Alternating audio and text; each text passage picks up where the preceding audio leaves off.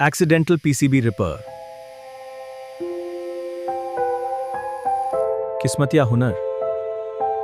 Fixation, ये एक printer formatter board या लॉजिक बोर्ड लग रहा है।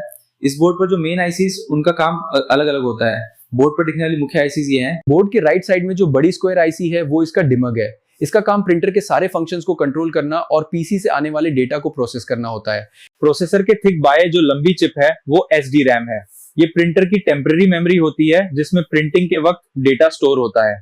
बोर्ड के लेफ्ट सेंटर में जो छोटी स्क्वायर आईसी है वो अक्सर पावर मैनेजमेंट या मोटर ड्राइवर के लिए होती है। ये बोर्ड के वोल्टेज को कंट्रोल करती है या प्रिंटर की मोटर्स को घुमाने का सिग्नल देती है। EEPROM वार्पिक बायोस बोर्ड पर कहीं ना कहीं एक छोटी 8 पिन वाली आईसी होगी जो प्रिंटर की सेटिंग्स और फर्मवेयर को परमानेंट तौर पर स्टोर करती है। खराबी चेक करने के लिए मेन बोर्ड के कंपोनेंट्स, प्रोसेसर, मेमोरी और पावर सेक्शन के बारे में समझाता हूं। देखिए,